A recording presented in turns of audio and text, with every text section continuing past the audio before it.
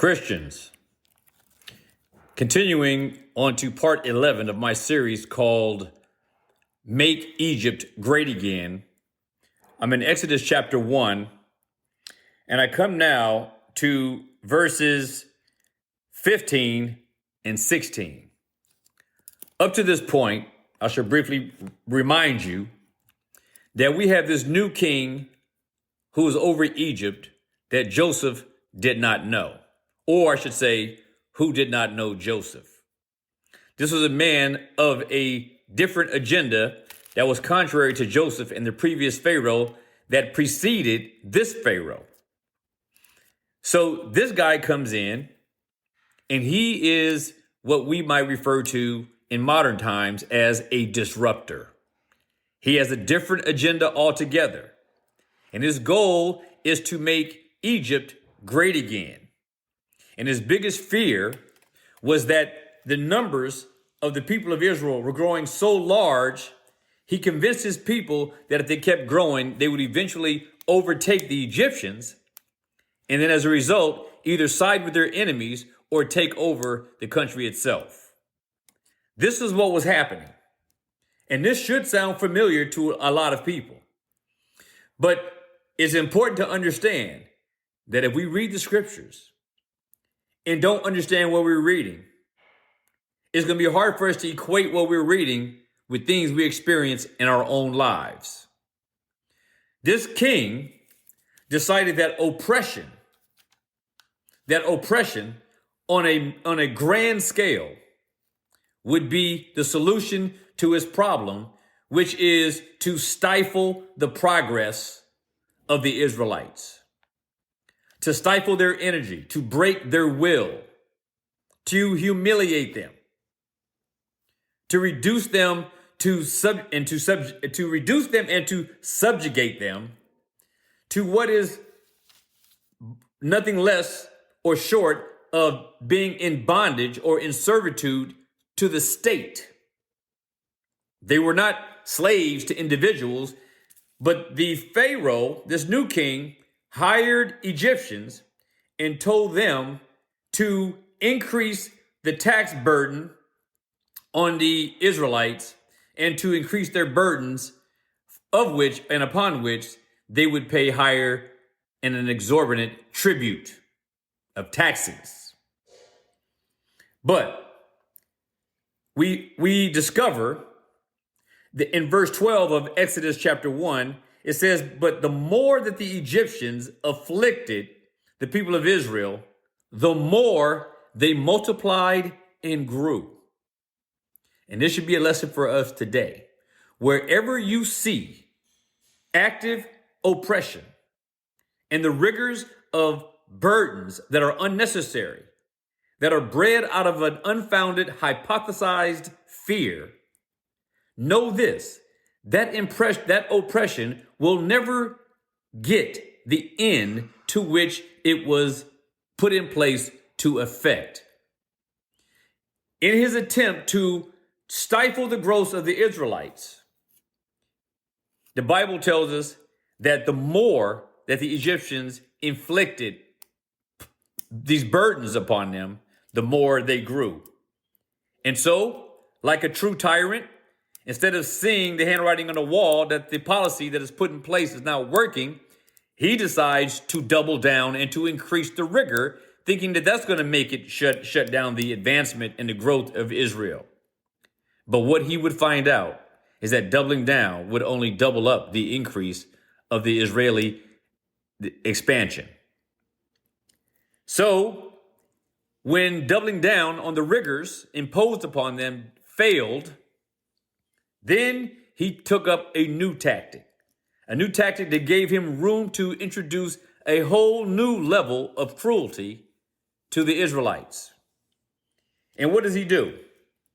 In verse 15 of Exodus 1, chapter 1, it says that the king of Egypt spoke to the Hebrew midwives, of whom the name of one was Shiphrah, and the other one's name was Puah. And he said unto them, "When you do the duties of a midwife, for the Hebrew women, and you see them on their birth stools. If it is a son, then you shall kill him. But if it is a daughter, then she shall live. So first off, what he wanted to do was to get these Israelite midwife women to go contrary to their own interests, to the point of offing, slaying their own children, the children of flesh and blood. Now, these two midwives are most likely the head nurses, because there's no way that these two could be the midwives of such a vast number of people. But they were obviously put in a position, they obviously had a position of leadership overseeing the birth of the children of Israel. The midwives, what their job is to bring forth, to cause to bring forth is what a midwife is. And their job is to oversee the births of these children to the Israelite women. So Pharaoh's plan was, let me bring in these two Hebrew women, and their names, by the way, are Hebrew, contrary to Josephus, who would lead you to believe that these midwives were Egyptian women. But that is simply not true. It was Hebrew women, as it is clearly indicated in the scriptures. But Pharaoh decided, let me go to the Hebrew midwives and get them to slay the men or the boys who would be born to these Israelite women.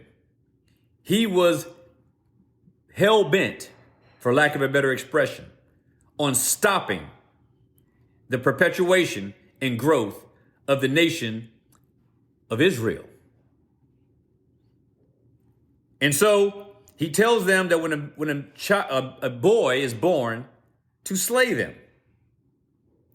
And then he says, and when you do the duties of the midwife for the Hebrew women, when you see this son being born, kill them. So now, in addition to trying to getting these Hebrew women to turn against their own people, he sought to get two Israelite women in charge of bringing births, healthy births, facilitating healthy births. He then decides that all the boys should perish. They should be slain. And this way, he is authorizing genocide of the male sons born to the Israelite women.